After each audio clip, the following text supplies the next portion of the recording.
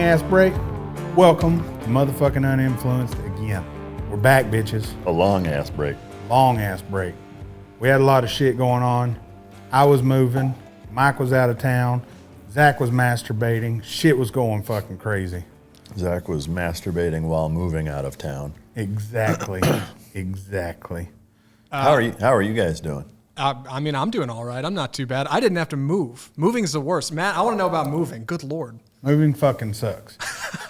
So you've been doing, this has been a process for like a year. You guys have been putting a house together, getting things going, right? Like it's finally happened, right? It was a year and 6 months. I think ever since I've known you, I've been building a house and had to cancel my contract with the first house. And we finally got this house. And it was still a nightmare. Good builder, but shit, just building sucks. Yeah. And then closing now sucks. You've been through this. And it's like they want to dick you around and not give you a true closing date lately. Yep. So we get a closing date Friday at 4:33 or some shit. That our closing date's Monday. We have movers coming Monday at 4. That's fucked up. Yeah, so we weren't all the way packed. And by the time the movers got there, we still weren't all the way packed. Yeah. They moved everything. And we're still boxing shit up, and I said, don't fucking worry about it. I'll move the rest. You look back, and it's like, oh, there ain't shit left to move. I started that next morning at 9 a.m. I didn't finish till 4 o'clock going back and forth, two SUVs at a time. It's like a CrossFit workout. Like when you look at it, you're like, shit, that ain't bad. Yeah. And you're halfway into it, and your fucking asshole's coming out of your throat trying to breathe. Dude, I haven't slept in shit, this is our first full week in the house, right? Or was it last week? I don't fucking remember. It's all just been running together, but I hadn't slept for shit. Yeah. And then I moved the office. Of course, my office is now up here in our studio. Keeping an eye on shit. Yeah, fucking up here regulating. And it's just fucking sucked. Yeah. I say if you ever need to move, just fucking burn your house down. Don't even hire Start movers. over. Yeah. Don't even fucking hire rid of all them. your shit. Yeah, put all your wife's dildos and family pictures in just one box. Well, yeah, I was going to say, like, have each person gets a tote. Like Yeah. Each family member gets one fucking tote. That's what you get to bring. The rest of it, we're starting over. Yeah. Yeah, for sure. So that shit better be fucking worth it. Hold on, I got to get this. Hello? I'm in the middle of recording an episode. Sorry, guys. I'm trying to buy a car, so fuck off. I was going to say, I heard they say Mr. Holden. I don't know anything else. What was that, car? Yeah. Selling you one? Trying to get a car. I need a new daily driver. Uh-oh. And we're thinking of some fast-ass daily drivers. That's right. I mean, both of us, actually. So, Yeah. which, I mean, I don't even know if we're going to get a review on it. Might as well talk about my fucking fiasco. Not a fiasco. Situation, we'll call it. I told your ass you wouldn't like that car. Yes. Well, so I ordered a Cayenne Turbo for a daily driver. I have the truck that I use for work, but it's a truck, and I'm used to / wanting to drive, a little faster and a little more performance oriented. So got the Cayenne Turbo, and I ordered it probably 6-7 months ago. There's the chip shortage. Porsche, generally speaking, if you order a car or just you want a specific model or whatever, they take a little longer typically anyway. So it took forever to fucking come in, and I did spec it out. It was the first time and only time that I probably will. I mean, maybe later, but spec'd a car out from scratch, like ordered it custom, everything exactly the way that I wanted it, and it's got the same engine as the RSQ8, as the Urus, as the Panamera Turbo. It's all the Volkswagen Auto Group 4-liter V8. It's a great engine, but the bitch of it is that Porsche detunes their Cayenne down to 540, whereas like the Urus, as an example, is 630. The RSQ8 is just shy of 600. So to me, what's irritating about it is that to spec it out kind of the way that you'd want, and have all the performance features and ceramic brakes and rear steering and the PASM system, and there's torque vectoring. Like, there's a lot of things that you can add that significantly increases the price. The total price was $176 for this fucking SUV, which isn't as much as a Urus, but it's a lot more than an RSQ8. It's on par with a loaded Panamera, obviously, because it's the same company. But While the inside is really, really well put together, that the build quality on it is fantastic for that kind of money, and having that engine that's very capable of almost 100 fucking horsepower from the factory, more than what it comes with. I think it's fucking bullshit, and it shows. Like the RSQ8 is more fun to drive. It feels quicker. It is. I mean, it's got 60 horsepower fucking more, and you feel it. 60 horse in that kind of platform, you absolutely notice it. It also looks fucking lame. I'm just gonna throw that out there. Is that the back end is nice and aggressive, and the quad exhaust, I did get the sport exhaust. It sounds decent, and it looks pretty aggressive and mean. I did the all fucking black everything, clear tail lights. I made it as aggressive and good looking of a car as I could in terms of the options that you can put on it. And it still just didn't do it for me. It's not that fun to drive. Like I said, the RSQ8 is a more fun car to drive. In the front end and the side, like there's just nothing special about it. And for that kind of money, to me, like getting in it should feel like an experience. Getting in the RSQ8 does, by comparison. It's got a ton of presence on the road. It's a beautiful fucking car. It drives and handles, I would say, at least as good or even better. And it's, $40,000 cheaper. So, I really took it in the ass in buying a brand new one and then trading it in 1,200 miles later. But to me, life's too fucking short to do shit you don't want to do, drive things you don't want to drive, fuck women you don't want to fuck. Zach, you know what I'm talking about. Oh, I sure do. Your wife is going to take your balls out of her purse and throw them out on the fucking highway. Yeah, thanks. But so yeah, I'm getting rid of it. It's probably not even worth doing a review, except if you want a review, put it in the comments. It may be gone by then. I don't know. Maybe we'll do one anyway, just in case. But just to have it. That's pretty much it. I mean, you can see me walking around the car. I don't mind showing it to you guys, and even fucking driving in it. But again, it's really nothing special compared to some of the other cars in the Volkswagen Auto Group, with that same engine. There's two that are far better, so I would say maybe even three. I mean, the Panamera is actually probably better also. It probably handles better being much lower to the ground. Looks like some fat ass sat on a Cayenne. Yeah. And squoze out a fucking Panamera. But anyway, so that's the deal. Now, what I'm replacing it with, that I'm not going to tell you yet. That for 1,000% sure will be a reveal. It is going to be my daily driver. As much as I love driving the Ferrari around daily, the fact is I don't like the attention. And I know most people are probably saying, well, did you not think that it was going to get attention? Yeah, I did, but not as much as it is. And that's the one thing I don't like about it, is that for a car that I enjoy driving, that I'm driving day to day, I really want to be able to, park it in a movie theater parking lot and not worry about it. That is kind of a tall order to have all the performance you want in a car that people aren't going to really fucking notice.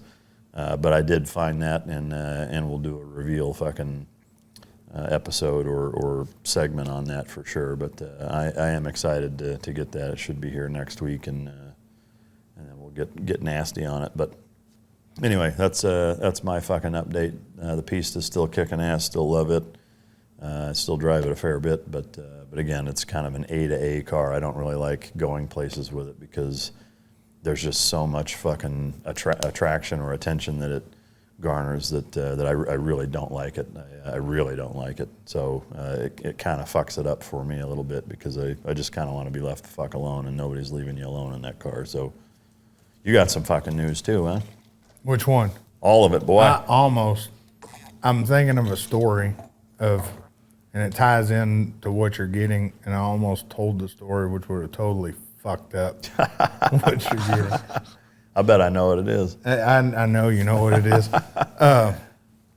So I'm getting rid of my RSQ8, and it's not, I hate the car. I honestly pay more for that car a month than I do my AMG, my wife's new car, which is pretty cool. She gets it today. One or if not both the bikes, at least one. It's a very expensive car for what it is. Well, in terms of the deal, the loan you have. It's the loan, definitely. It's not the car's a great car, and if I had to pick one car, all around car right now, that I needed it to be fun, dependable, and It's all around, can do whatever I need it to do for the most part, and just could spend my money on one family car. That one all fucking day long. There's as many times I've wanted to find a problem with that fucking car, I can't. Yeah. It rides good. It's fast. It's fun. And you would think for what it is that people wouldn't just stare at it. But leaving today, I was going by your house to switch some stuff out. And I'm at the light, and there's these fucking kids breaking their neck on a bicycle just fucking staring at the car. Yeah. And It's got a lot of presence. Yeah, and there's nothing special. I mean, the only thing I've done is deleted my license plate holes with a $40 part. There's nothing special about the car, but it has a mean, aggressive stance. Yeah. Sounds good. Yeah, it sounds good. So the car I ordered was the TRX, which we've talked about it a couple times, and someone asked me in the comments to highlight why I'm not sold on buying the TRX. And I would say the past 4 years, I just haven't been a truck guy. Every time I get a truck, I love having a truck, but it's a quick thing. Yeah. I'll love it for about 3 months. Never use it, and hell, little over a year we've been hanging out, I've needed a truck twice. I've borrowed yours, and that's been about it. But for the rest of the time, I want to have fun. I want to drive. I want to enjoy what I'm doing. I mean, unless you're camping and off-roading a lot, you're not going to have that in a truck. Yeah, and I just don't think the TRX is my cup of tea with the price they are right now. For the price, I could get a lot better car. You can get a M4, M3, the C63S. You could get the Cayman GT, well, that GTRS, or the GT4 RS. Yeah, the GT4R. I mean, there's just so many cars you could get from that 90 to 100 grand mark that you're in with a TRX. And I know the starting price on a TRX is $76,000. That's a base ass truck. Yeah. And some people would be happy with that, but me and Mike and most anybody who's driven cars like we are, you fuck up and spoil yourself. Yeah. And it's hard to go backwards. Like my wife talked shit the other day. I'll just go back to a Hyundai. Shit, bitch, don't tell me twice. We can start pulling them bitches up. Pull some numbers on that shit. And of course, her new car's coming today, and she didn't pick a fucking Hyundai. I can tell you that. I just don't think the TRX is going to give me the fun, the presence that I want. Yeah. And I'm like you. I don't mind the attention as much because I'm not as known as you. When people see you, like I get messages, hey, tell Mike this. I'll tell y'all, probably 90% of the messages y'all send, tell Mike this, I don't fucking tell him this. For the simple fact is, he wants to be left alone, which I 100% understand. It's me, I just like doing stupid shit. Having fun. I always fuck my cars up with exhaust and do shit. So the cars I'm looking at, the GT500 you mentioned, the Red Eye, it's another good, the Challenger Red Eye. I would like a Charger Red Eye. They're marking those fuckers up now, 15,000. But I think those two are actually boats. Yeah. And you could get the ugly ass M4, the ugly ass M3, the new M2 CS. Have you seen that? Yeah, not really. I mean, I've heard of it. I'm familiar with it, but it's a bad little motherfucker, though. So what they did is for 2021, they took the M3, M4 engine, and it's always been in the M2, but it's so detuned, it's due to the weight, it's not as fast. Yeah. This is the last time they're making the proper M2. So they did the M2 CS and just left the engine alone. So it's 473 horsepower and that little bitty motherfucker. To me, that car is just too small, though. You know? They compare it to the Cayman. For a daily, it's too small. Yeah, it's too small. The RS5 is a really good car, and the reason I lean towards that one a lot is it has a lot of the features I'm used to in my Audi. Yeah. I mean, if you get in the cabin, minus the fucking screen sitting up out of the way, all ugly, everything else identical. Yeah. And I like getting in shit that's comfortable. But then I looked at the Mercedes, the C63S. That's a bad bitch. It is. You can get a used E63S. Yeah. For in that same price. Yeah, you could probably get a used M5, too. Yeah, found a few M5s, and I loved my fucking M5. Yeah. My M5 was nasty. That was a nasty-ass car. Should have never sold that bitch.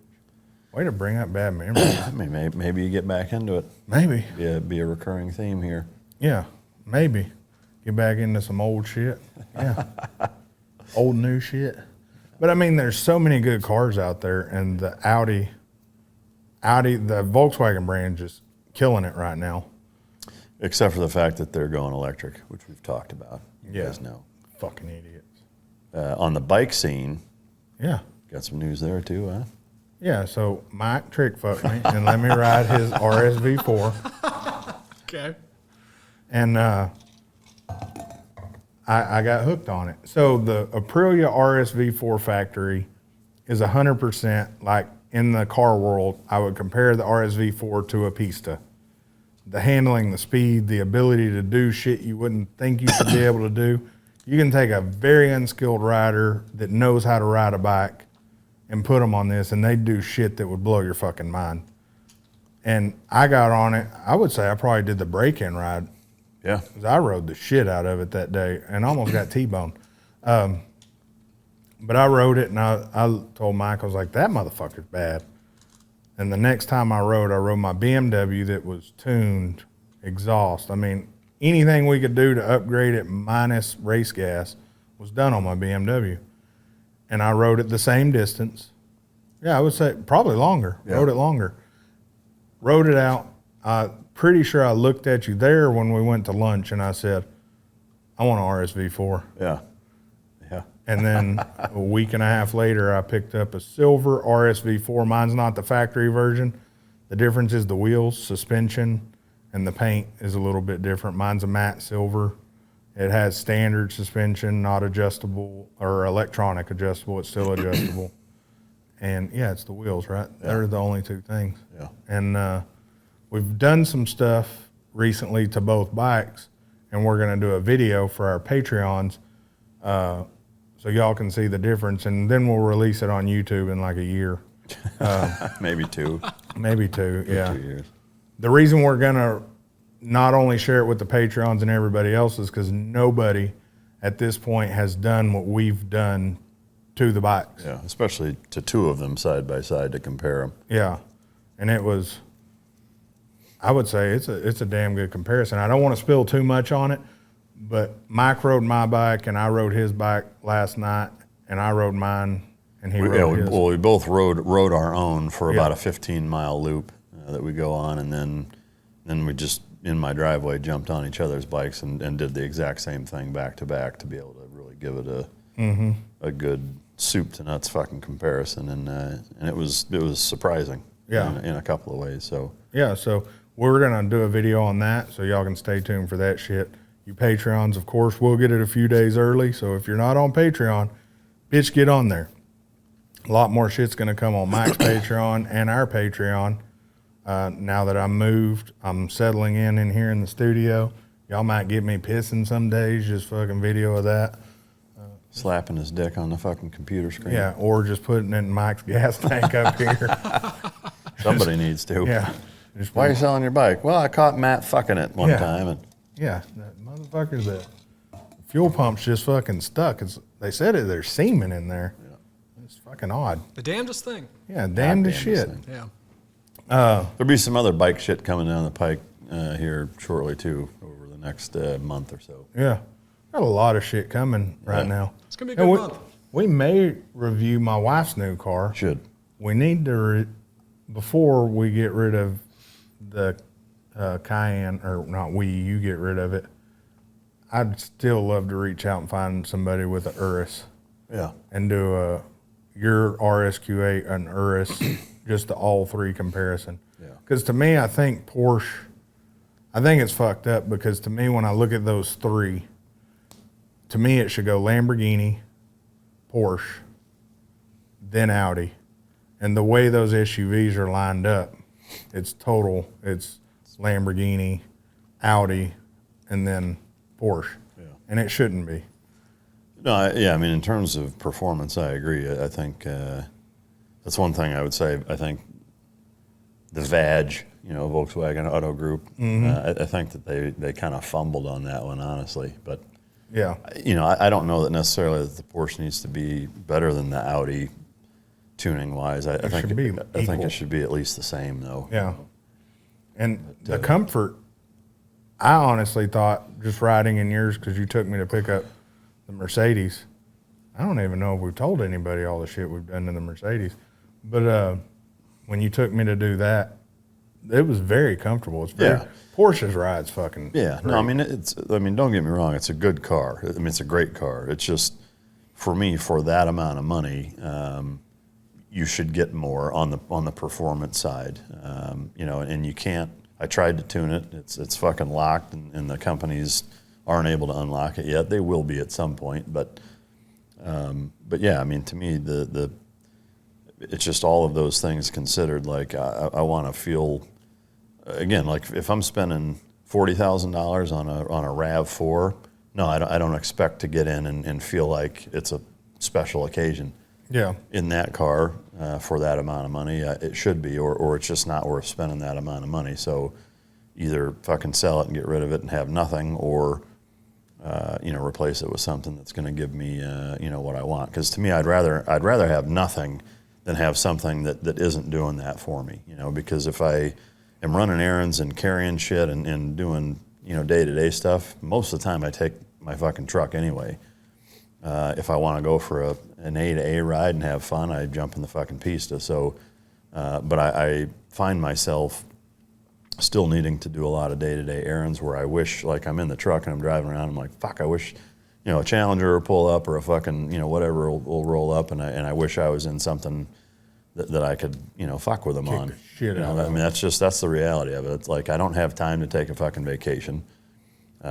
Or I, you know, I mean, I say I don't carve the time out, or you can make time. I really can't. I mean, and granted, I'm saying this from a position of I'm not bitching about it. Like, I put myself in the position that I've put myself in, and I wouldn't have it any other way. But for me to be able to do the things that I do, you know, all things considered, brand-wise, business-wise, foundation-wise, et cetera, podcast-wise, is that I cannot carve the time out to go on a legit vacation.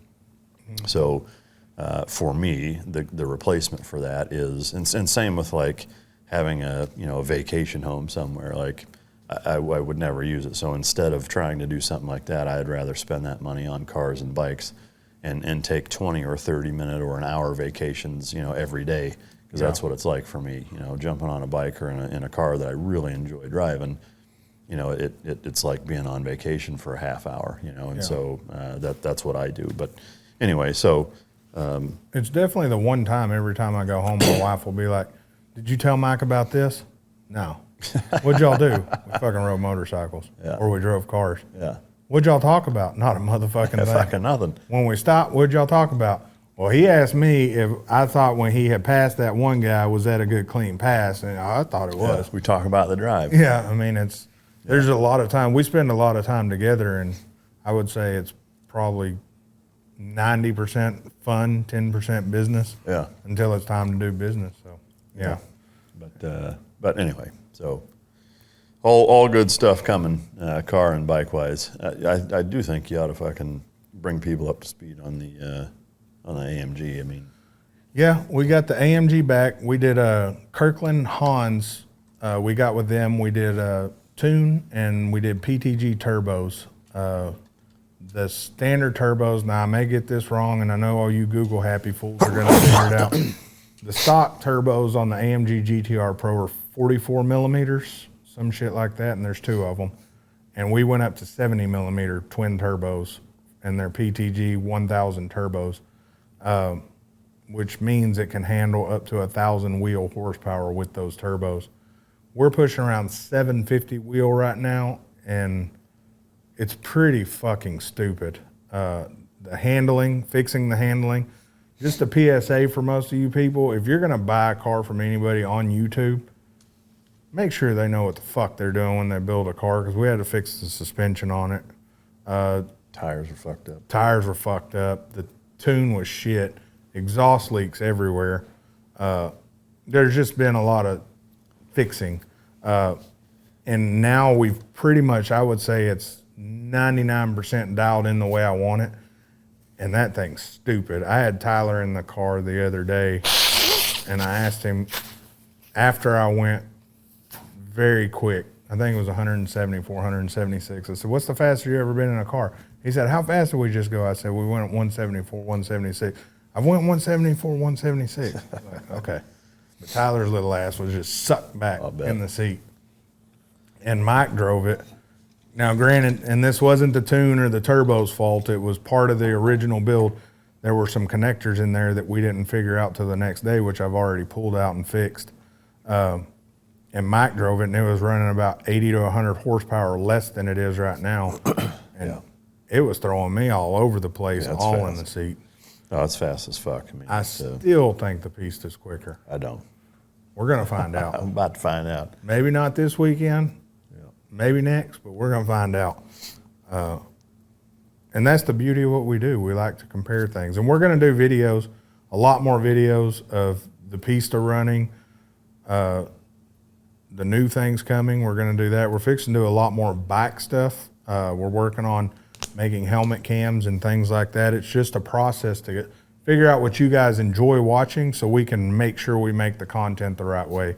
Which on that, fucking throw that shit in the comments. Like, what are things that you guys want to see? And you know, whether it's bikes, cars, fucking politics, whatever. Sometimes people have brought up shooting. The shooting stuff is tough just because of where to go to do it, and logistically, like camera wise and whatever, it's a little difficult to pull off. So you know, you're probably not going to see a lot of that. Maybe maybe down the road later this year, especially when it cools off too, because I ain't shooting in this hot shit. Because goddamn, it's 102 degrees. Feels like 110. You know, I had to work more than I would have liked to in that kind of weather for a job for years, and if I don't have to do that shit, I don't want to do it. So, but anyway, other than that, if there's other things that you guys want to see, just let us know what those are, and we'll see if we can accommodate it. And I mean, some people are like, I'd love to see Mike shoot. I bet he does well. Considering what he used to do for a living, I would say he's above average shooter. I'm gonna just throw it out there. Yeah. I mean, well, I mean, shooting, just like with anything, is, you know, it's a perishable skill. For me to be able to shoot as well as I did, you know, at the height of my operational career, you know, I would need a few months of consistently shooting, you know, like daily or several times a week, putting thousands of rounds back down range. I mean, can I still draw my pistol out of my waist and shoot better than your average fuck job that, you know, passed the CCW test and puts, you know, a couple mags a year down range? Yes. But if you're expecting to see fucking John Wick, I can tell you, like, you're not going to see that. Number one, it's bullshit. Number two is that, you know, the guys that you see on YouTube, that's what they do, is they teach shooting, and they're shooting 5, 6, 7 days a week, you know, 300 to fucking 800 rounds a day, you know, over and over and over and over, and they just do it nonstop. Like, you know, just like what I do with dogs is that, you know, if somebody used to train dogs fucking 30 years ago and hasn't picked up a leash in that amount of time, they're just not going to be as sharp as they are. You know, I'm still plenty confident in my ability to shoot, to carry a gun, and feel like I can, you know, handle my business and what have you. But if you want to see trick shots of throwing aspirin in the air and me fucking shooting it out of the sky, you're not going to see that shit. You know, to be 5, 7, 10, 15 yards on steel targets just doing drawing drills, you know, Mozambique drills or fucking whatever. Not super sexy, but that's what gets the job done. So anyway. What he said. That's right. Matt, I do want to Go ahead. I was going to say, Matt, are we going to catch you shooting aspirin out of the air from 15, 20 yards away? With a bow and arrow, no less, Oh, yeah. Perfect shot. The best shot I can honestly say I've had would probably be my black buck antelope, which I shot running at about 300 and something yards. Damn, you were running? Yeah. Fuck no, we know better than that. But it was a cool hunt because it was a stock. So when you all the places like that have those type of game, you stalk them, because black buck antelope aren't like deer. They don't just sit there. Those little motherfuckers just running everywhere. And when I finally killed one, I'm like, this motherfucker looks satanic. Did you eat it? Yeah. How was it? Fucking amazing. Really? I would say between that and deer, it's way better. Yeah. So when you go, the guy said, what are y'all going to be shooting? At the time, I was shooting a 300 Win Mag, and a 270 for deer hunting. And the guy said, don't bring those. He said, or you won't have no meat. I shot a 243 and my brother shot a 223. I think my brother shot his at about 350, something like that. The one I shot while it was, you know how they do their leaping? Mm-hmm. I shot at mid-leap. Well, its adrenaline was going. I thought I missed, so I shot his ass again. You know, he slowed down, but I was like, I guess it just scared him, so I shot him again. And he finally died. That's the one thing in hunting to me that really bothers me is these people who will shoot something, and if it's sitting there suffering, if you're a good enough shot to shoot it out that far, put your scope on it and shoot it in the fucking head. So it's just dead, not suffering, because that can ruin the meat. But it was really cool because we stalked that fucker, and I want to say 5-6 miles, just fucking, crawling around, fucking pop up, and they'd see you, smell you, or a fucking cricket or a grasshopper would scare them motherfuckers, and they just take off. Yeah, it was really exciting. Then my other deer I shot him at around 400 yards, and that was okay. But then I shot a fucking deer feeder at 100 yards with my 357 SIG. That was fun. So there's a story my brother and all the guys in the comments asked me to share. So my oldest brother gets in the comments. Well, it's me, my ex-wife, my middle brother. My middle brother hunted 150, 200 yards to my left facing the other way. And he was facing north and I was facing east. And he was hunting, and he had been drinking all night. This is opening morning. So he's one of them great hunters that wants to drink all night. And so he was drinking. And I can't remember if my oldest brother was with him or if my oldest brother was with somebody else. But anyways, I'm in the stand, and he messages me, hey, on the other side of the property line, this motherfucker put up a feeder on the fucking fence row facing my brother. So you got a stand and 2 feeders facing each other and another stand. So if either of these guys shoot, they're not uphill. They're pretty level. It's just a dangerous situation. Well, the guy supposedly wasn't in the stand. And my brother, he's, coming off this drunk deal, and me being me, he's fucking texting me, what should I do? I said, shoot that motherfucker's feeder. I shit you not, 2 minutes later, you boom. I shot his feeder. I was like, fuck, I was kidding. Oops. So your hunt's pretty much over because, again, I hunt 200 fucking yards from him. I was watching deer at my feeder, and I don't shoot deer at feeders. I think that's fucking weak shit. So we get out, me and my ex, and I walk over, and I can see this other feeder's probably 250 yards, but you could see corn just fucking raining out of this feeder. And he said, I hit it. And, he's still fucking half lit. And I said, I don't think you did. Boom! He hits that motherfucker again. I'm like, shit. Jesus Christ. So don't go hunting with your brother. Don't go hunting with my brother. So we go up and we're talking to him, and he's like, man, I hit that feeder. And I was like, yeah. And he said, let's go out there and see, make sure nobody's out there. Oh, okay, cool. I thought you said they weren't out there. They aren't. So we're getting out there, and he's like, oh, man, I hit the feeder. I hit the mechanism. I guarantee I could hit it with a pistol from here. We're about 50 yards out. I said, I don't think you can. I'm just being a total fucking asshole. And he's like, yeah, if I had my pistol, I said, shit, here's mine. And in my 357 SIG, and he empties the clip in it. The magazine, goddammit. Magazine, guys, I'm sorry. Empties it. Corn's every fucking where. Later that night, the day goes on, we hunt that night hunt and all that shit. He's cooking. He was the cook of the deal. And I think me and my oldest brother go get beer for everybody. I don't drink, of course. And we come back, and my brother, when he cooks, has a towel across his shoulder almost every time, which I do too, to wipe my hands and whatnot. But he comes back, and I notice this green fucking Dodge sitting there. As we pull up, you see the fucking reflection, Texas Game or Parks and Wildlife. Like, oh fuck, there's a game warden here. We're getting out of the truck, and the fucking game warden says, Matt? And I said, yeah. And my brother says, I told him everything. And he said, what'd you see? I said, that motherfucker shot that dude's feeder. I said, I know he shot it twice and then 15 times with a pistol. Well, how do you know? Because it was my pistol. Did you shoot it? Nope. I told him the whole story, and my brother's eyes got real big. What, you said the motherfucker knows everything? Shit. Yeah, he got in some shit. Luckily, they only made him pay for the feeder because what the other dude did was dangerous, and they told him, but the dude had the whole thing on film. Oh, shit. I had it on a full fucking one of them cutty backs, fucking game camera, recorded everything. Man. He would do some silly shit like that. Like we were at the campfire one day, and he just fucking shoots his AR-15. Yeah. What the fuck's wrong with you, bro? Yeah, that's fucking yeah, so needless to say, I quit hunting. Yeah. But like you've talked about, hunting in Texas is different. The stalking, when I did the black buck antelope, just killing a deer to feed her to me, that wasn't fun. I mean, especially if you bait them in for 7 months ahead of time, yeah. You know, and you've got an elevated fucking deer stand, you know, and guys go up there and sit, and it's fucking air conditioned in the summer, and you know, heated in the fucking, you know, it's like, and you're using a long gun with a fucking with good scope on it.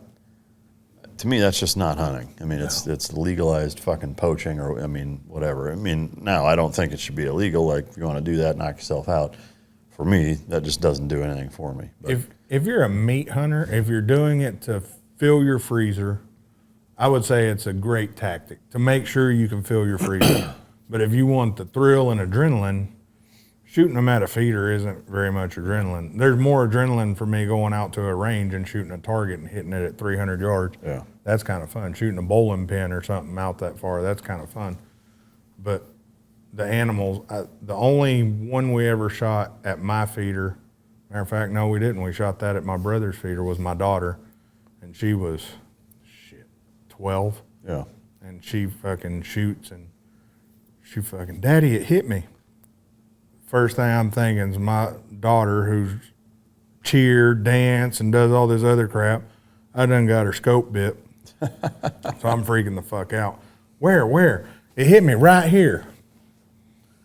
You little shit. And about that time we look up and them deer fucking scattered. Yeah. But she shot it and she killed it. It was a good through and through. The next morning, a state trooper that hunted with us, he was my brother's cousin-in-law. He was out there and sounds like some West Virginia shit. Yeah. Oh, this dude was a wild motherfucker, this state trooper. But he found it. And, of course, what upset me is the meat's ruined. It sat out there all fucking day. It wasn't cold. It was our weird Texas 80-degree winter time, and ruined it. But yeah, a lot of people asked me to tell that story. So needless to say, I don't hunt with my brother anymore. Fucking crazy. Was fun. I do want to tell Rain's happy birthday, late birthday, like 2 weeks late. And I also want to say to Rains, and was that his wife, I'm assuming, on the... I don't know. He said some fucking hot bitch you don't even know. Yeah. That's what it said. Rains and the gal that was with him, I appreciate the hell out of the happy birthday song. That was humbling to say the least, so I appreciate you guys doing that. That was awesome. Yeah. Yeah, it was really cool to see someone do that. I wouldn't care enough about you to fucking sing your ass happy birthday. I wouldn't expect you to. Yeah. I don't even know what half these fucking things are because I wrote these notes so fucking long ago. I had not a note, but it was something I saw on. Let me pull it up quick. I had something about weather conspiracy theories, but maybe we'll wait until the end of the show, huh? Weather conspiracy theories? Yeah, I figured Mike might have some insight on this. Why would I? I don't know. It might be related to the military. There's a chance. I don't know. Listen there, fucking chemtrails. No. All right. Let me tell you what I saw. So apparently, out in Dubai, right? They're getting summer heat out there. It's like 125 degrees because it's out in the desert. It's a freaking city out in the middle of nowhere.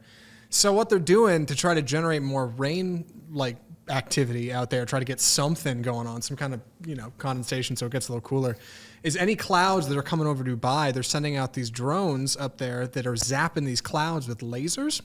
And these lasers are getting the particles to move in the clouds to generate condensation and create rainfall. So they're zapping clouds with lasers to make it rain. No shit. Sounds like science fiction. And I've heard stuff like this, I guess, before. That, I mean, I don't know. They can do all kinds of stuff. They can make weather effects happen. I don't know. You guys know anything about that? Is that junk? Well, I mean, the drone and laser shit is news to me. I wouldn't doubt it. I'm not surprised. Dubai is a place, having been there, is for sure a place that would try some shit like that. I could see years ago, decades ago, and maybe they even still do it or can do it. But they used to be able to take crop dusters up and spray, I think it was like some magnesium chloride or some weird shit. You Google assholes again will tell me, actually, it's fucking blah, blah, blah.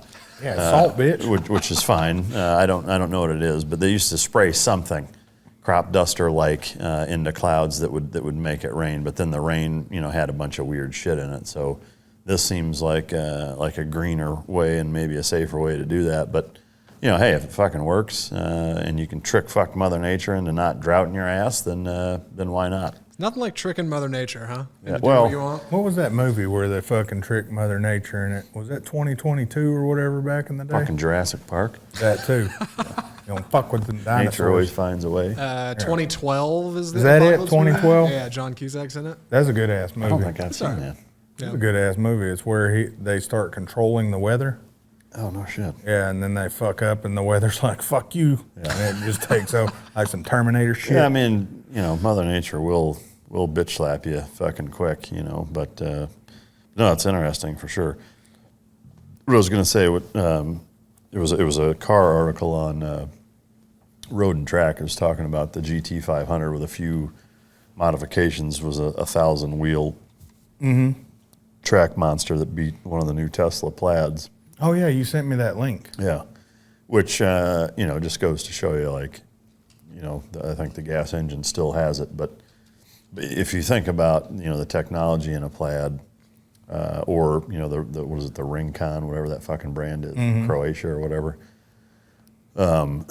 it's obviously far superior. We've talked about this a number of times, but it's boring and lifeless and just doesn't have the same kind of personality. But now, let me stop you because you sent me a video of them making it to where the Tesla had outside speakers in the Plaid. Yeah. And you could add exhaust tone to it. Yeah, and you can pick a Ferrari, a Aventador, a fucking. In this case, it was a Hellcat. It was a Hellcat. Fucking Challenger, or a Hellcat. I mean, it doesn't matter. But yeah, it sounded like it's just weird to me. The sound, knowing that it's fucking bullshit and it not matching RPM ranges, makes it not fucking cool though.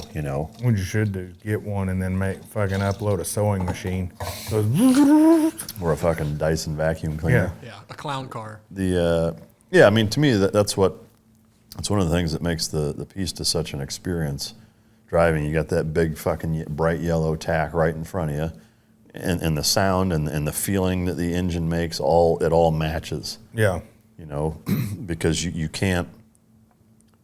You wouldn't be able to do that. It would be off. It would be like the soundtrack being off in a movie, or like the dialogue being off in a movie. If you've got, this weird fucking exhaust note on a car that has one gear basically. Yeah, it's just smooth.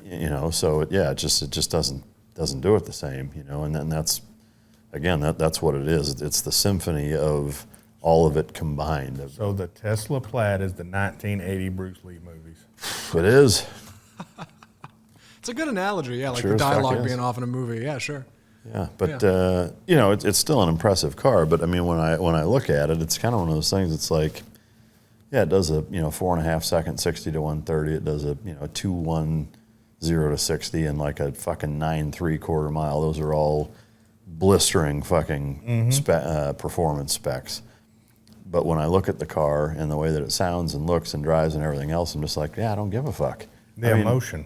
Yeah, I mean, a fucking airplane goes fast, but you won't catch me flying one. Yeah, I don't get emotional when I jump in a fucking airplane.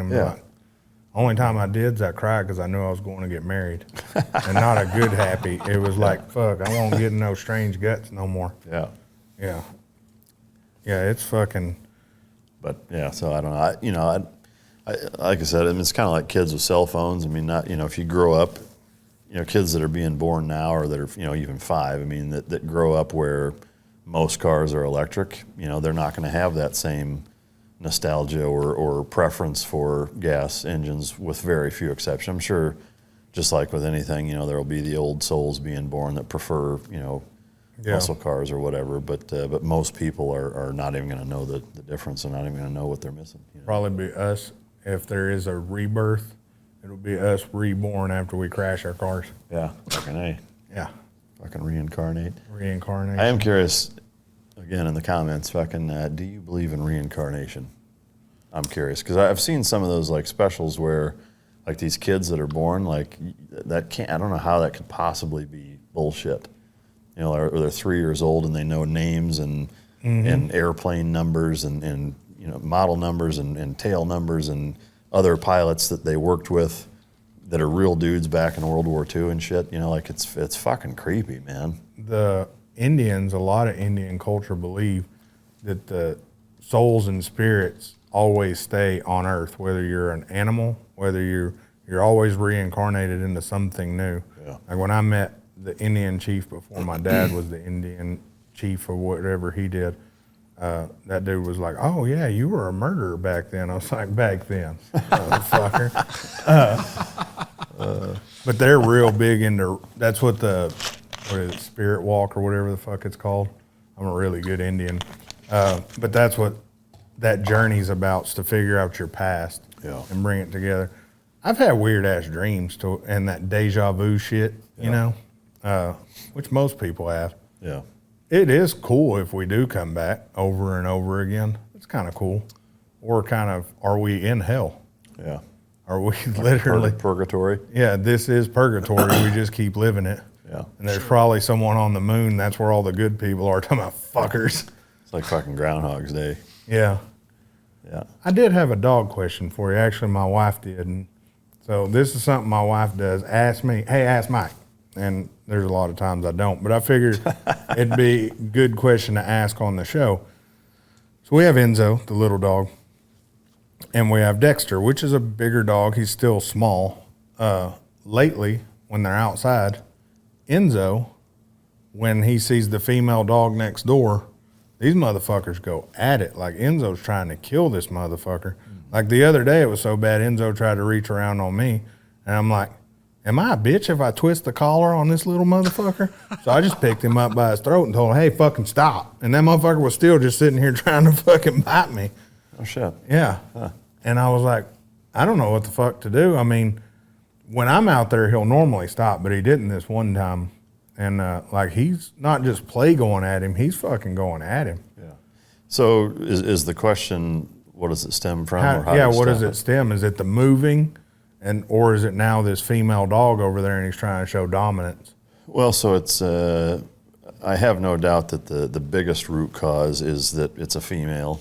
It's essentially a resource, you know, in the animal world, and I'm going to throw human beings in there. A piece of ass is a resource, the same way food is, the same way shelter, water is that, you know, we are all, any living creature is hardwired to procreate. It's why we're species. Yeah. Is that if it wasn't, we wouldn't be. You know, that's why sex is as pleasurable as it is, and why you know, again, all creatures are so heavily motivated to do it is because it's instinctually hardwired to help save your species. But so it's a resource. Now with resources, same thing with one bowl of food or one toy or one bone or whatever is that, you know, when there's a limited amount of resources, but especially so with a mate, a potential mate. Same reason why elk fucking kill each other and turtles fucking kill each other. You know, everything kill themselves or kill each other individuals within their species or breed over breeding is because it's that fucking serious, is that it just magnifies that resource because of that hard wiring genetically. But so that's what it stems from primarily. Now, the other two factors, the move, what was the other one that you mentioned? The female dog. Was there a third or just? I can't remember. I'm a fucking idiot. I mean, either way, being in a new environment, you know, it can be a little stressful. It can be, you know, more stimulating, which I would say that is too, is that, you know, the resource being the kind of the precursor, the instigator, the catalyst, the stress from moving, the fact that now it's a new environment, which means that there's all these other stimuli that are new, that are exciting, that can be overwhelming. all of those things combined are just helping contribute to that initial thing. So that's what it's from. Now, how do you stop it?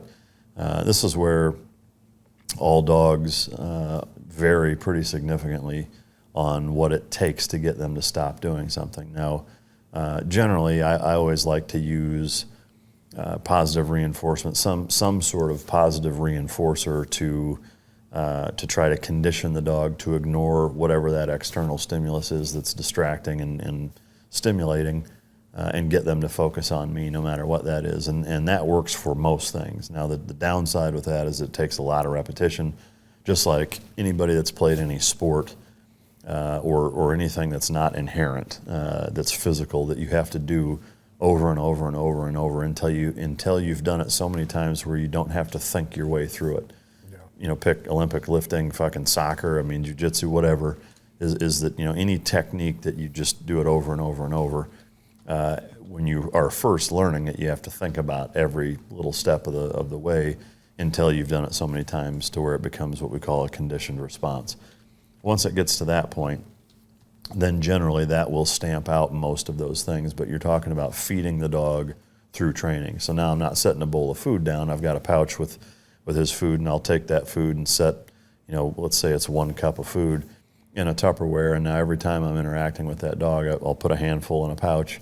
He looks at me, I mark and reward that, you know. And so getting him to focus on you starts with that eye contact. And so now 2 weeks of the only time he gets fed is when I'm standing there and he looks at me and I mark it, which bridges it to the food, the reward, you know, and then you can say his name, or then you can start to teach the recall, you know, Enzo here, you know, and he comes over, mark and reward that. And so you have weeks or even months of getting to where he's so conditioned because he's been fed through his training that way, to where now you go out in the back, Enzo here, you know, and he won't even fucking think about it. He'll just turn around and run to you. Here's the huge caveat with that, is that in every instance, dog-wise, or I would say in almost every instance with almost every dog out there, is that there are some things that the dog is so motivated for that there's not anything that you can offer them that's going to trump them doing what they want. And I suspect that this is probably that case. If he's that wound up to where he's still trying to bite you, holding him up off the ground and shit, you can still, and I would still recommend trying to condition him. It's a pain in the ass. I mean, you're talking about weeks of putting the time in, and you know, it's, you know, a couple hours out of your day every fucking day to try to fix that without going to step 2, which is if you do all that, you go out there and he still just, you know, blows you off like a fart in a fucking wind tunnel, then I would use positive punishment, where you're either using a long line leash with a prong collar on it, and when you say Enzo here and he blows you off, whack, you give him a good pop on the collar until he's like, holy shit, I'm going to come back over here, and then mark and reward that, so you're making that contrast. Or using a remote collar, where you're putting, you know, the remote collar on, same thing, you're applying it, you know, in a different medium that way. But that's the long and the short of it. The weird question, other weird question she had, I guess the follow up to that. So the 2 males aren't fixed. Our 2 females are fixed, and I'm wondering if that female next door isn't fixed, and they're sitting there again because they want that ass. Yeah, I mean, here's what I will say though. Maybe she is, maybe she's not. I mean, yeah, of course it would make sense if she's not. That okay, it's a little higher level. What I will say about just a strange dog being in between a barrier is stimulating for most dogs. You know, I mean, almost all of them. It could be a fucking male, you know, or same sex, neutered, not neutered, whatever. Just the fact that it's another dog. Does the dog bark at all, or does it completely ignore? It mostly ignores them. You know, in both of those cases, sometimes a dog ignoring them will fire them up. Sometimes a dog barking and being defensive will fire them up. You know, one of the things that I work on a lot with personal protection dogs is getting them to just ignore dogs either way. Yeah. Whether they're running up and down the fence line trying to, you know, cause shit, or trying to fence fight, or they're ignoring them, you know, whatever. And I do it the exact same way that I just told you, is that I'll go out there with food, especially the first few days. I'm doing that anyway to build that bond with them, but I'll just condition them with food to pay attention to me, and then when the dogs come out, if I have to use positive punishment, I will, but I always try to do that. And with most dogs, you know, that does the trick and gets you mostly where you want to be. And I will say that on top of that is that if you put that time in, even if you do have to resort to using punishment and correct that behavior, it's usually a lot less.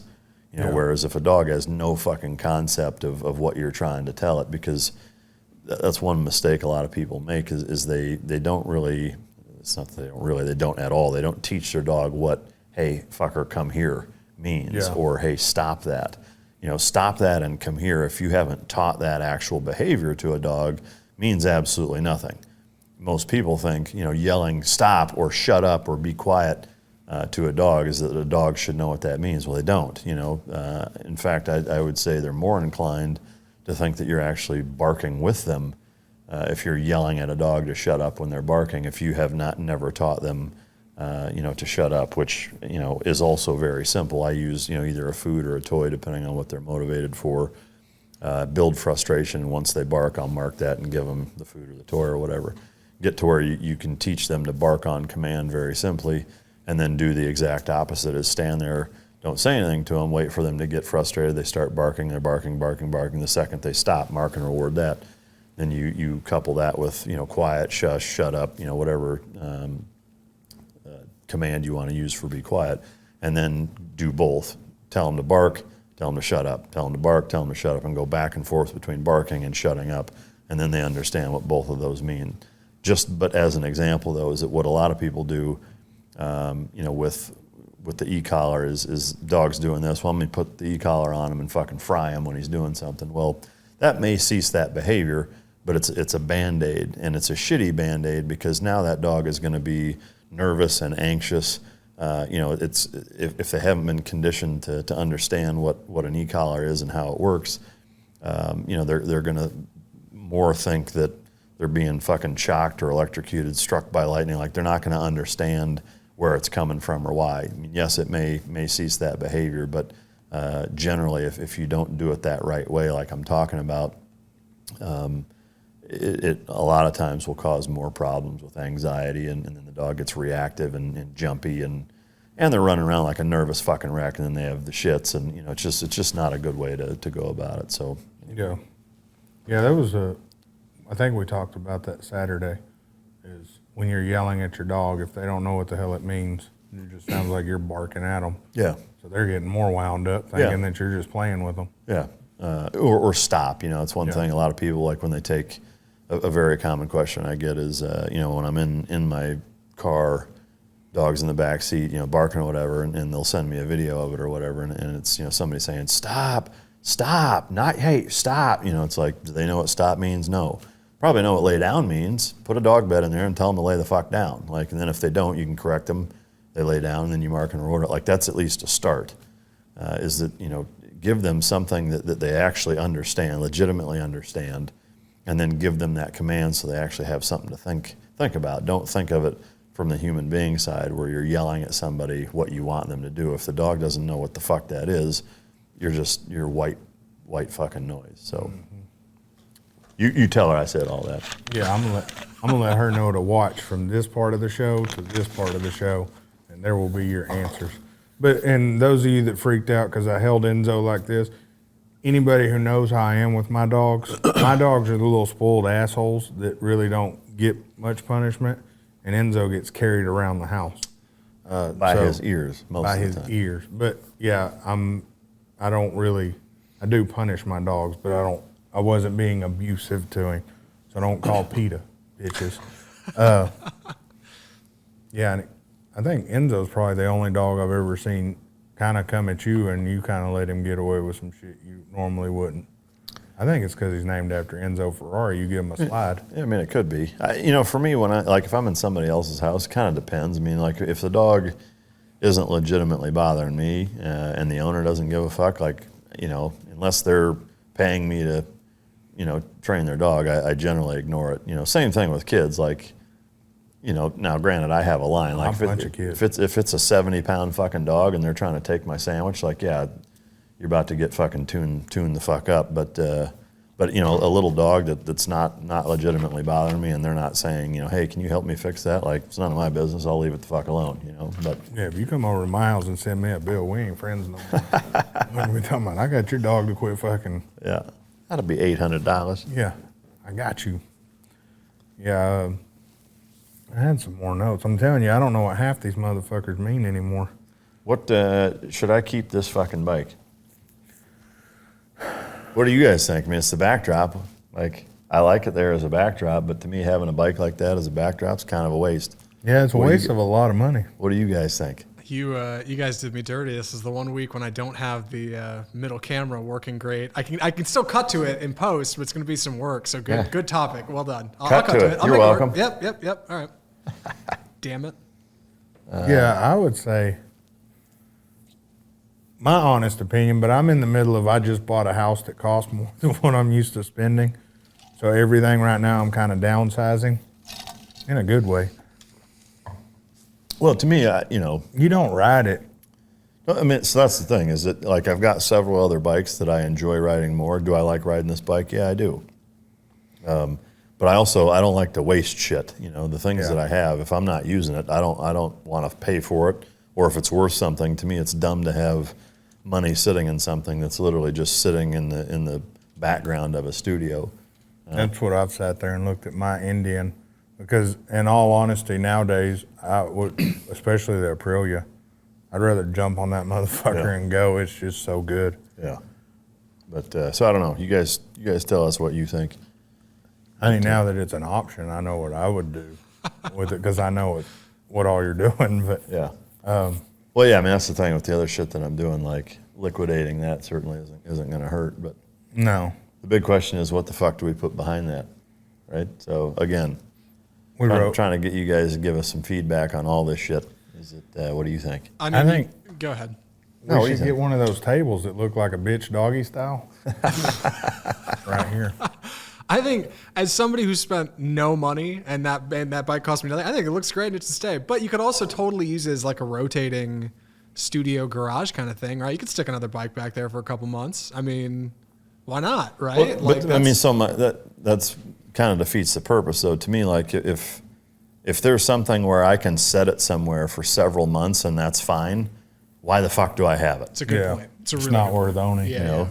Yeah, because, like, I mean, I've had a lot of different bikes and cars. Like, if I don't like it and don't want to really fucking use it or drive it every day, but it's that way with everything in my house. Like, whether it's TVs or a goddamn refrigerator in your garage. Like, if you're not using it, what's the fucking point of having it? First time I met that motherfucker, he gave me a table.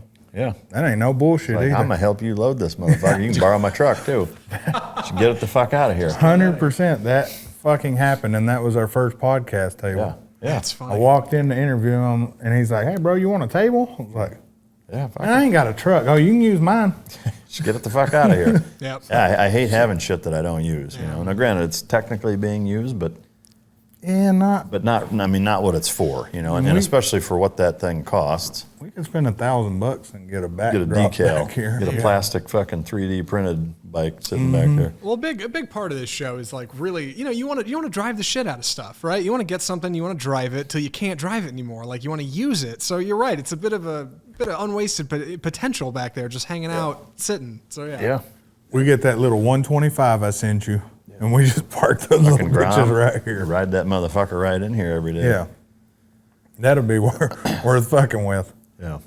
Yeah, it's To me, it is a good bike, and it would be better suited, like, if somebody had it that was riding it every day. Here's the question: before you were to say trade it in or put it online, are any of you people interested in buying this bike? What's it got? 700 miles on I was it. gonna say 800 miles. Yeah. Well, it's got custom spoke rims. Mm-hmm. Zach, go ahead and zoom in on those, buddy. God damn it. It's got a Dirty Bird 2-to-1 fucking short exhaust, which is loud as fuck, by the way. That's loud. And does sound really, really good. You want me to start it? Fucking right here. Good, right? Yeah. If I can, the next door would be happy about that shit. What else does it have? It's got an upgraded rear suspension. It's got the mirrors. And it's, I think the mirrors came with it, but They don't know that. We're selling shit here. it's got that Indian logo that That's doesn't come custom. on it. We glued that on. No, the fairing is minimized. It's a different. I mean, I don't even know why they call it a fairing. The fucking housing that the headlight is in is also aftermarket as well. But so there's blinkers. a few $1,000s worth of upgrades into it. But It's a very fun bike. yeah, I remember picking it up, riding it out to your old studio in the rain. so anyway, I'm gonna buy this motherfucker. Let us Fuck know. this bike. Yeah, I mean, and the stuff you got working is fucking amazing. well, and again, like if I was riding it every day, it wouldn't even be a question. But with the other bike stuff that's coming in, I don't know when I would ever ride it, you know. And again, to me, it's kind of a waste to have a bike like that that's not getting ridden. So Makes sense. People talk a lot about, they mention credit with the stuff we do in and out, buying stuff. People ask, you must have good credit. I don't. Mike does. Is credit super important? And how do you get there? yeah, so here's what I would say: is it better to have good credit than not? Yes. Is it necessary? No. I have mixed feelings on it in that it's a representative of the institution of central banking, which I think is overall good. I mean, it's good and bad. There's certainly some good things in that it allows you to do things that you wouldn't be able to do otherwise. That's the reality. Some people would call it irresponsible or deficit spending, and there's a fine line. But I think ultimately it's good to have good credit in the event that you want to use that to borrow money for certain things at good rates, and you can use it to your advantage. Having said that, like I said, it's not necessary to have good credit to still do those things. It's just more difficult to do those things. How you build it isn't really super complicated either, in that buy things on credit and pay them off on time or early, and be good about it. Another thing that I do, which I would strongly recommend to really everybody out there, whether you're trying to build credit or not, and this is a byproduct of it, but is it really any of your monthly expenses that you have, whether it's car payments, electricity, fucking utilities, whatever. Even house mortgages, anything that you can put on a credit card, put it on the credit card. Now pay it off that month, but have that revolving credit where you're constantly using it and paying it off. That does two things. One is that it helps build your credit because it establishes a positive history of doing the right thing, of borrowing money and paying it back on time and in full. That's what credit card companies are looking at. If you're late on payments, or you're not paying it back, well, fuck no, I'm not going to lend you money if you have a history of fucking people over that lend you the money. That makes sense. Banks do the same thing.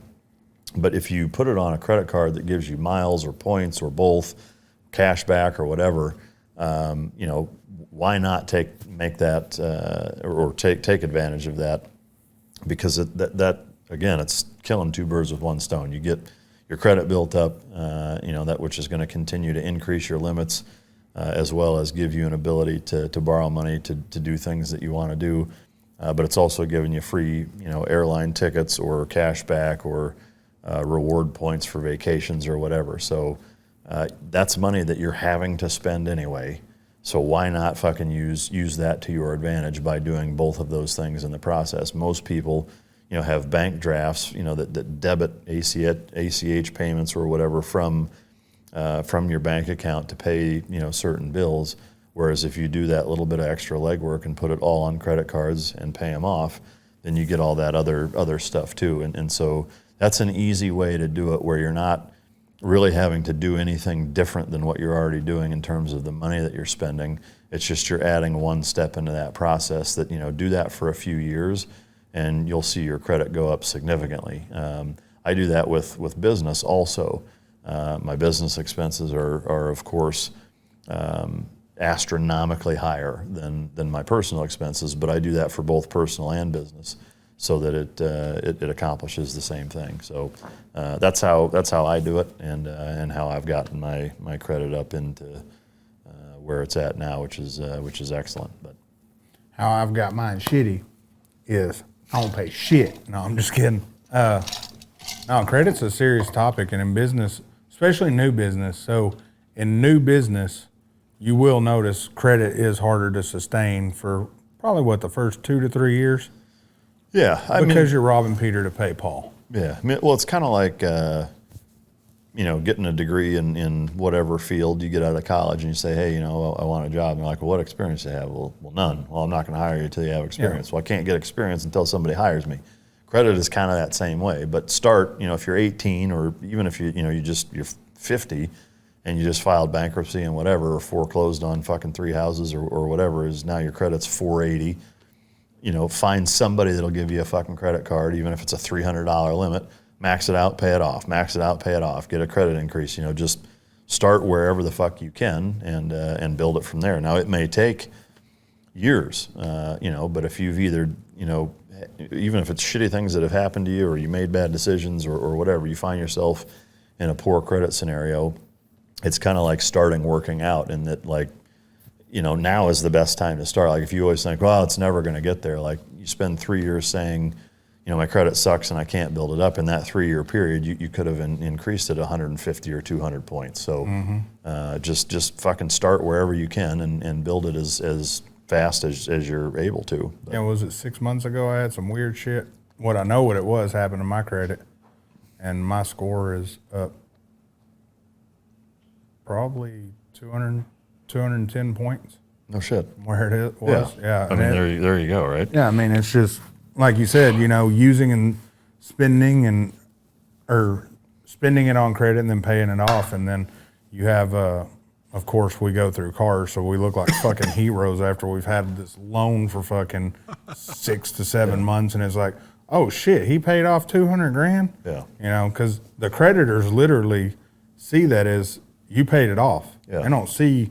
Yeah, you borrowed, a couple $100,000 in your name, and you satisfied the debt. Yeah. So I mean, if you're buying cars, even if you're only keeping them for a few months, or better part of a year, I mean, whatever it is, you and I both are keeping most of our cars less than a year. But yeah, those are still monies that you borrowed and paid back in full and weren't late on. So just that's how I do it. I'm not rich dad, poor dad, fucking Robert Kiyosaki or whatever. Like, I'm sure there's a lot of other even more creative ways that somebody else could explain, but that's an easy way to do it. That again, it's money that you're spending anyway on fucking bills. Why not use that to your advantage? Yep. It's very, I mean, hell, I hadn't thought of the airline deal till you mentioned it, and shit, I think I got enough to go to Hawaii and back now. Yeah, I mean, I've had a shitload of free flights over the last few years of just, getting points done and building credit, so. Yeah. And again, it was money that most people would just have drafted out of your fucking accounts. It's like, shit. One of the best things I did for my daughter, I would say, is when she turned 18, she had wanted a new car. And I told her, okay, the only way I'll get you this new car, for one, you're going to sign a deal with me to where your grades are good through college. I'll make the payments because you're going to school and I want you to concentrate on this. But even if your kid's wanting to get a car and it's a $5,000 car, sign into it with them, put it in your name and their name, start helping them build that credit. Because when they turn 20, he's not wrong. The biggest shell shock I got when I went to buy my first used car, well, you can't have that. Why? You don't have credit. Well, how the fuck do I get credit? I don't know. Someone's got to give you credit. Bitch, that's why I came here. Someone's got to lend you money. Yeah, and if you're established enough to help your kid with a $10,000 car, and even if they're making the payments and you can afford to make that payment if they miss, add your name and their name and help them start building their credit. We did that with a car and an Apple card because she needed she got the Apple Visa or whatever it is. She needed a laptop for school. Yeah.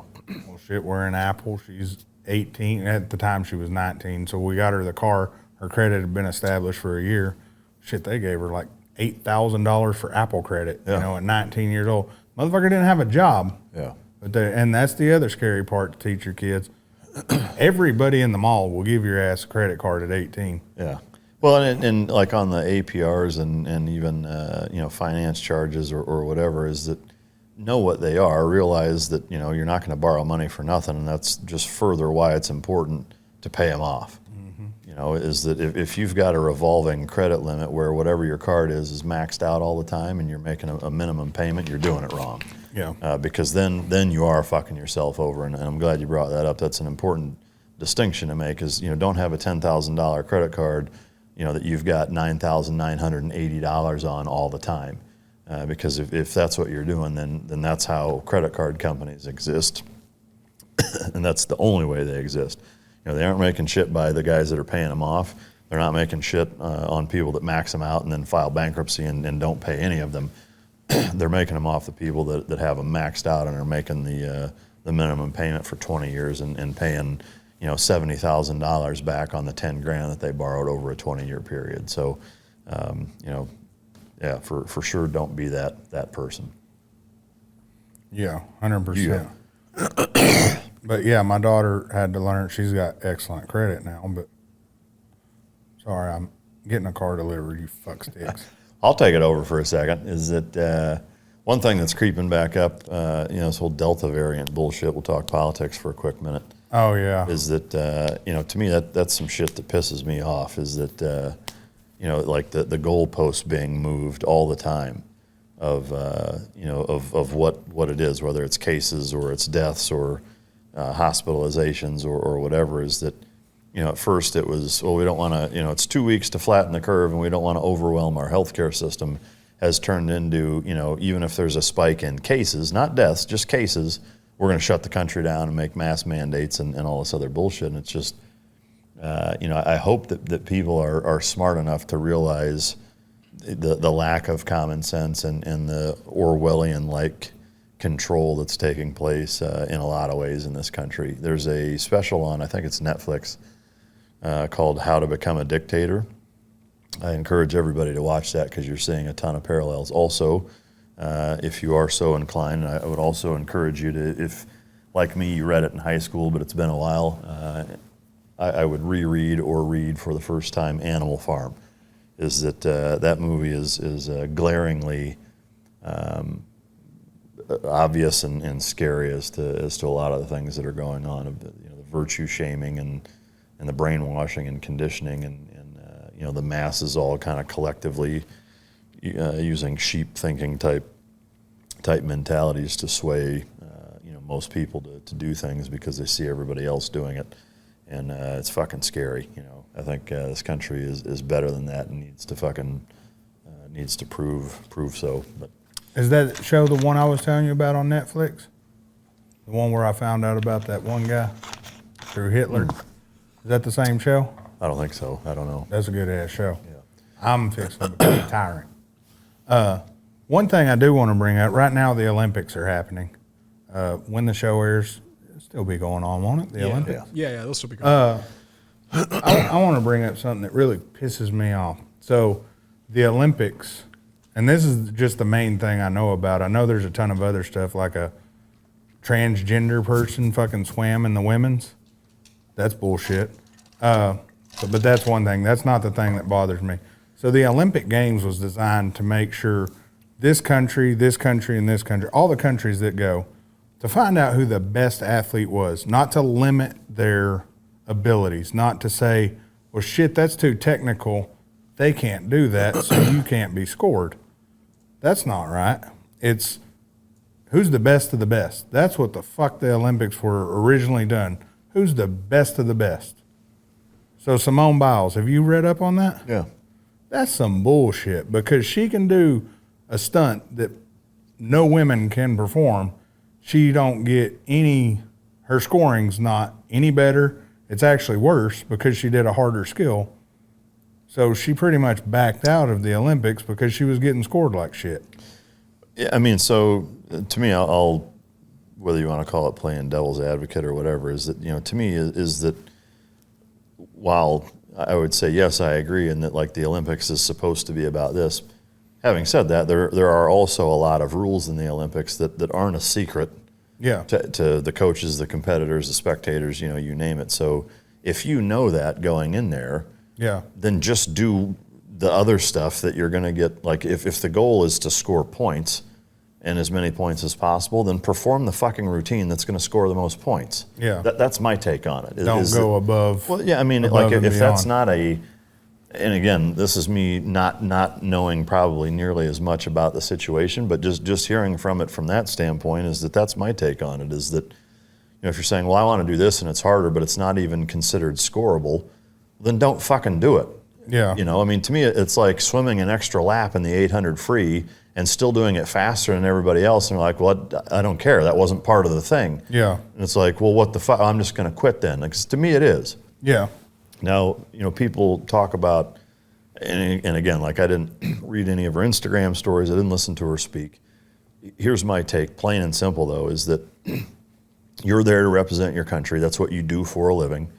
And if you decide that what you're doing is too hard, like either do something not as hard, to decrease the danger, or whatever. But the fact is that if you decide, you know what, hey, this is too dangerous, again, like you've been doing this your whole fucking life. I mean, if I go, and we had a guy in my platoon that going into Iraq quit, right, is that we took down the manifold, or not the manifold metering station, that was the rest of the team. We took down the gas and oil platforms, the GoPlats, and this guy froze, and leading up to it, didn't want to do it to begin with, and was a liability on the actual operation.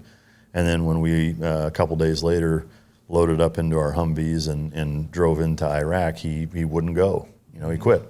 Now, he could say, dude, it was too dangerous. Like, that fucking job is dangerous. Yes, it is. There's a good fucking chance you're not going to come home with the shit that we did, right? You knew that signing up, right? So if you compete in the Olympics, you spend your whole goddamn life doing it, and then you go to compete and you say, well, this skill's too hard, or I wasn't feeling it. Here's what I would say, like, that's totally fine. I'm not bagging on you for saying, hey, I can't do this. It's no problem, but you still quit. Yeah. Plain and simple, No, yeah, 100%. I mean, there's no other way to look at that. And trying to say, no, like, kudos to her for this and whatever, like, I'm not saying it's good or bad. Like, it doesn't have to be one or the other. It can just be what it is. But the fact is that you quit. I mean, you did, whether it's a job, a sport, a fucking whatever, or my mental health. Like, if I say, hey, the position that I've put myself in, being an entrepreneur, is too much for me, and I can't fucking do this anymore. People might say, man, that's big of you to do that. Thanks. Yeah. But guess what? I still quit. Yeah. I mean, that's just the no bullshit of it. And to say that it's anything other than that, I think is bullshit, and it's coddling. It's societal coddling that's saying it's okay to do these things. And I'm not saying it's okay or it's not okay. And again, I'll reiterate, it doesn't have to be either one of those things. It can just be, hey, you fucking bailed, and that's fine. Like, if you're cool with that, there's no denying that you're probably the best female gymnast ever. Yeah. At least since we've been keeping track of them. It's not like that's not enough, but the fact is that at the 2020 technically Tokyo Games, you fucking quit. Yeah. Whatever. But that's the case. No, yeah, 100%. Yeah, it is a little weird to read that she did quit, but seeing it how you just put it, I can totally see that, yeah, she could have known that this trick was too tough. She got scored like shit. She gets another chance. Do something easier. I mean, do something that everybody else is trying and do it better than them. Again, like it's literally gaming the system. It's a game. It's the Olympic Games. They're games. Yeah. So everything that you're doing is either timed or scored, right? And so, no different than take ice skating, right? Is that those are all scored. Well, it's the judge's opinion on how good of a job you did, which that kind of sucks to begin with. Time is time, but in any event, like if you go and do some skill that they don't fucking grade or isn't gradable or has never been done before, like, you're rolling the dice on that. Well, then don't fucking do that one. I mean, I don't know why that's complicated. Yeah, because they could have simply said, okay, well, that wasn't scored. Redo it. Do something simpler. Like you said, she knows how to do something simpler. Yeah, I mean, if she can fucking do anything. You can do all the things that the other girls are doing better than they can do it. That's what they're judging you on. So, I mean, to me, this is actually a business lesson that I learned. was a government contract that my company did not get, and we did not get it because we offered more than what they were asking for. Is that there were a couple of skill sets that on top of everything in the statement of work that they were asking for the dog needs to be trained to this, and this. And we said, we will train the dogs to this, and this. And my dumbass thought, well, on top of that, because if it were me buying these dogs and we were doing this, it would also be really helpful and handy if they could do X, Y, and Z also. So we're going to throw that in extra. And they told us to get fucked. We didn't ask for that. Do what we fucking asked you to do. It's the same goddamn thing. Yeah. Is that you know what skills are going to be tested. If you don't do them, then that's on you. I mean, it's following fucking directions. I mean, at the end of the day, like. Again, I don't know the fucking ins and outs of the stories. If that's not how it went down, I'd love to know how it did. But, irrespective of why you back out, it can be fucking mental health. It can be my dad died. It can be, I don't feel good. Fuck this place. I think it's bullshit. I mean, whatever it is. But the fact is that you voluntarily left, which means you quit. Yeah. I don't think it makes her any less of a gymnast. She's still, again, probably the best one ever. But it doesn't, take away from the fact that she fucking quit, So, I mean, fuck, whatever. Yeah. And some of you fuck sticks in the comments are going to be like, hey, what's that story Mike was talking about? The guy that quit. Go watch it on Sean Ryan's podcast, you bitches. Yeah. He actually does tell, and Mike can tell you this, I don't ask Mike any stories of shit he's done in war because, honestly, I don't give a fuck. I didn't hang out with him because of what he did. But I do support him, and I watch all the shows. And the Sean Ryan show that he's on, he tells that story. Yeah. I can't remember if it's 2 parts. Can't remember if it's part 1 or part 2. Yeah, I mean, without a doubt, of every interview I've been on,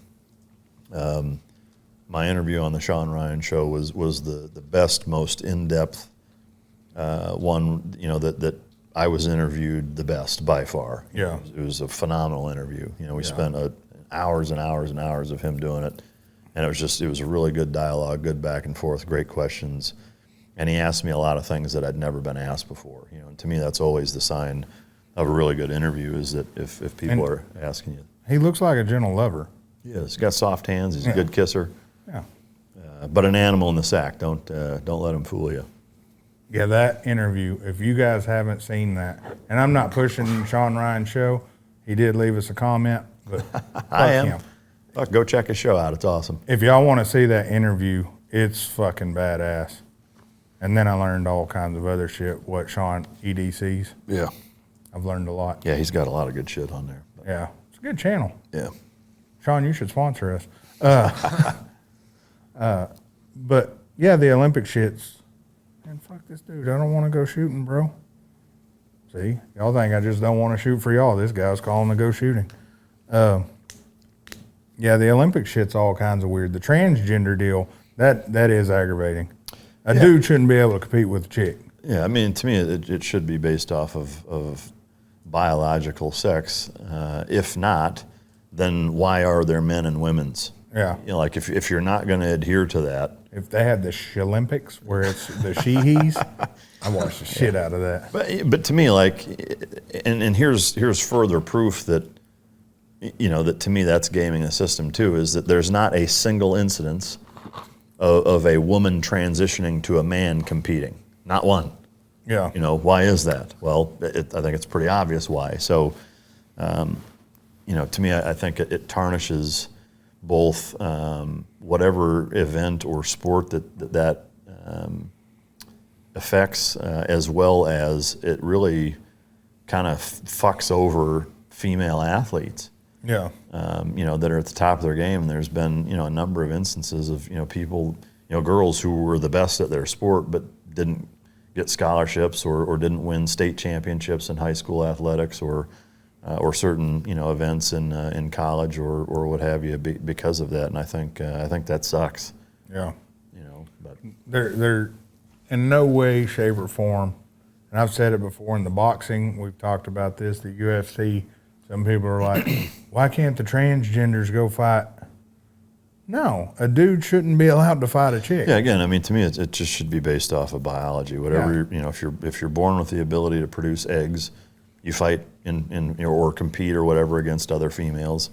On the transverse, if you're born with the ability to produce sperm, then you compete against the same, creatures that do the same. I mean, I don't know how that's political or complicated. No. I mean, to me, it's baffling. Be like me saying, you know what, I love basketball.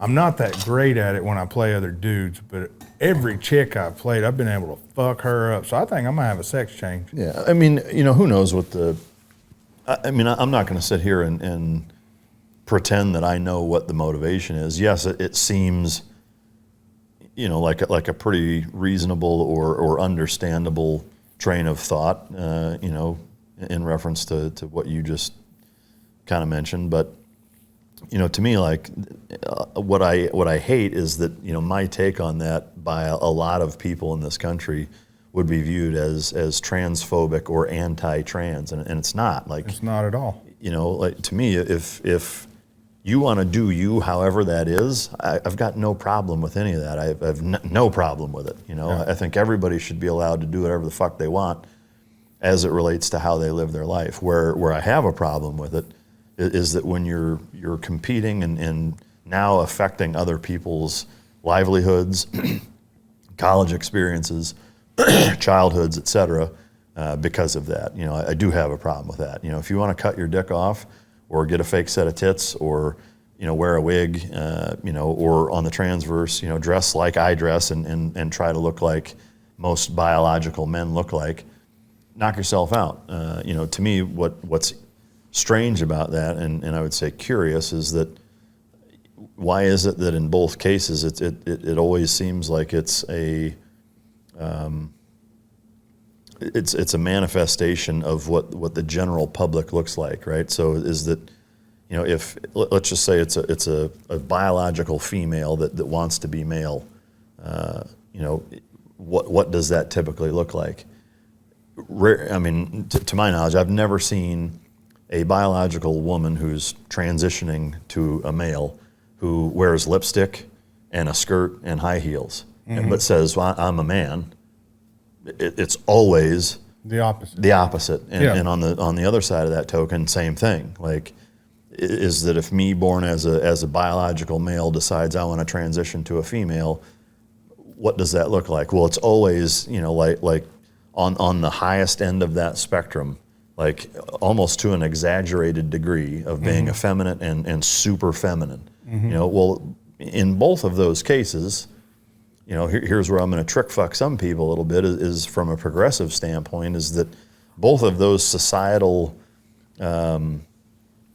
intricacies of how people present themselves are 100% social constructs.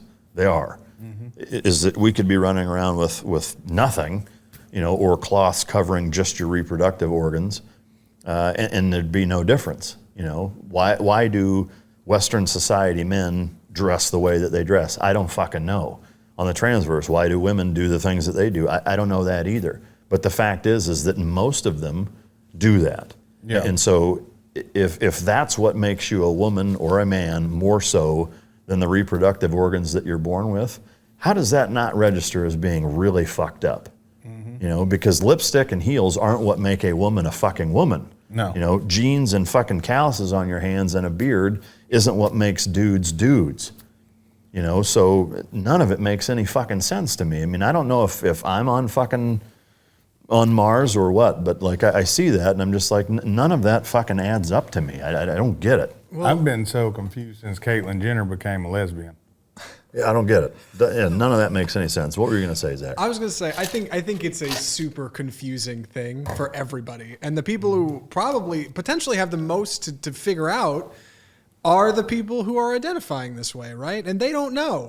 Nobody's written a history book on how to make this work. Nobody knows how to this is incredibly progressive stuff. Well, and the challenge is, I think a lot of people lean on those social constructs to try to at least start to get there. And on the other side of that token, you have the libertarian argument, which a lot of people underestimate how pro bodily autonomous the libertarian argument typically is. Bodily autonomy is a big part of it. I am me. I own my body. You can't tell me what to do. So in a lot of ways, I think a lot of libertarians are shockingly not anti-trans. I don't want to say pro-trans, but you get what I'm saying. Like you don't care. You want with your body, and it's fine. But why people lean on the social constructs of it, I think is confusing for sure. Yeah. Well, there's two things with that. I mean, like you just said it, pro-trans or anti. Like, you don't have to be one or the other. Yes. You can just not give a fuck, like I do. I don't give a fuck. I'm not for it. I'm not against it. You know, I'm against it if it's affecting other people's livelihoods, childhoods, college experiences, etc. But otherwise, I don't give a fuck. You know, and that's the thing, is that by me saying, I think that if you're born with the ability to make sperm, that makes you a male, that means that I'm anti-trans. I mean, to me, it doesn't. No. It just means that scientifically, that's what it is. Yeah. That's how I view it. But I think further is that, you know, the movement, if you want to call it that, I think where I have the biggest problem with it is that from a scientific standpoint is the data, the numbers, is that people largely, I think, in this country and most Western societies, most people or a lot of them view transgenderism as something that's normal, right? Is that, you know, it's like, oh, you know, this person, she's transitioning. Like, you know, it's actually not normal, okay? Statistically, and again, this is where people's feelings get hurt. I had, you know, a transgender SEAL on my show in the fourth episode, fourth show of Mic Drop, is that I used the term abnormal, right? And it started an absolute fucking shitstorm. Here's the facts. It's fucking abnormal. Statistically, people who identify as the opposite biological sex than what they're born with happens in roughly 0.7% of the population, okay? 0.7, right? Under any other fucking circumstance, 0.7% of anything is not considered the average, the norm, fucking you name it, right? That is an abnormal anomaly, in terms of a statistical reference. It's a fucking anomaly, right? That's less than the plus or minus margin of error in most cases. Yeah. Okay, so there are also 21, I believe. Again, you Google fucks, prove me wrong. I did the research for the show, but it's been almost 2 years now. Or fuck, it has been 2 years now. I believe it's 21, maybe 25, 20-something considered major birth defects, right? Like I said, I think it's 21 of them, right? In every one of those cases, strangely enough, or not strangely enough, is that every one of those birth defects affects almost the exact same percentage of the population. It's just under 1%, whether it's cleft lip and palate, fucking Down syndrome, you name it, is that they all fall into that just shy of 1%. The same exact number or percentage that affects transgenderism worldwide. Okay, so now, from a biological standpoint, again, we talked about the hardwiring of dogs. Is that, you know, if transgenderism or even homosexuality was normal or considered statistically average, we would not exist as a species, okay? Because those things don't coincide with the ability to procreate and reproduce and maintain a species to the same degree with the way that our ability to replicate as a species does exist. So, again, it's statistically very, very abnormal. Okay, it doesn't mean that it's fucking wrong or that people should be shunned. To me, it falls into the same category as a major birth defect.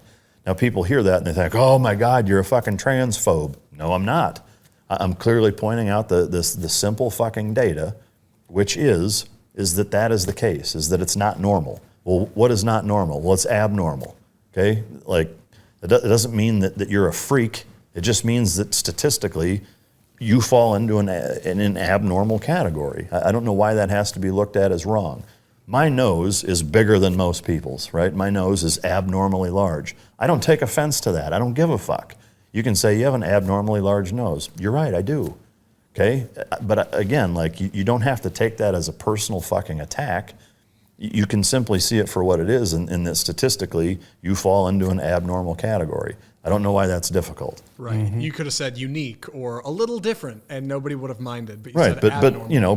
that's not the case. I mean, again, statistically, you wouldn't say somebody born with a cleft lip and palate is that they're unique, right? And unless you're trying to make them feel better about their decision, right? It's not a decision. And I would say, I do agree in that being born that way isn't a decision. I don't think that it is. I think that it's a mental abnormality that makes people feel that way, But no more should we say that that's normal and it's something that should be embraced than you should as somebody with a cleft lip and palate. They have surgery to correct that. I mean, in every other instance where there's these abnormalities that fall under the major category, there are corrective measures to do that. I'm not even saying that it should be corrected, but I don't think it should be put into the category of saying that that's normal and we should accept that as part of society, because it just doesn't make sense to me. Right. And for a lot of, I think, trans people who get, top or bottom surgery or both, to them that is their way of correcting it. But I get what you're saying. Like I think you're right. And it's weird that people are so caustic about it. Like you say abnormal, and people freak out in the comments. It's like, whoa. No, I mean, it's the same thing as me as a straight white American male criticizing anybody in any minority category for any reason. I'll get labeled as being racist. Yes. Like, this guy's shitty at his job. Well, it's because he's black. No, it's because he sucks at what he's doing. Right. Mm-hmm. How dare you say that, Mike? How could you? No, I mean, like we've, and I address this in my book, all the points that I made at length, but we've gone so far as a society to try to correct things so far into the overcorrection category that now we're doing just as much harm, but just in the 180-degree different direction. Mm-hmm. And that's how political correctness started. Did it get hot as fucking here all of a sudden? Yeah, the air conditioner turned off. I was going to say, I think the air conditioner kicks off right around now. But yeah, a good time to wrap it up. Welcome to Texas. Yeah. Wrap it up, before I get on the soapbox any fucking more. It's a good soapbox. I like it. You'll see a lot of that shit in the book. So Unfuck America, it comes out here about another 6 weeks. I'm waiting for the movie. I'm a star in it. That would be a good ass. Yeah. Just have you there talking shit. Well, that's it for today. We gave y'all a lot. Well, Mike gave y'all a lot to think about. And your nose ain't that big. It's abnormally large. This shit's big. But guess what, ladies? Yeah. That means I use a lot of fucking tissue and toilet paper. Yeah. And his nose all up in your booty hole. So make sure to check us out on Patreon. Anywhere that podcasts are on. Your Mom and Them's podcast and all them things. Be a good podcast name. That would be. Your Mom and Them. We're going to rebrand right now to Your Mom and Them's. So make sure to check it out. Like, subscribe, hit us up on Patreon. Make sure you watch Mike Drop. Check out his Patreon. All that. We'll see you next week. Peace, bitches.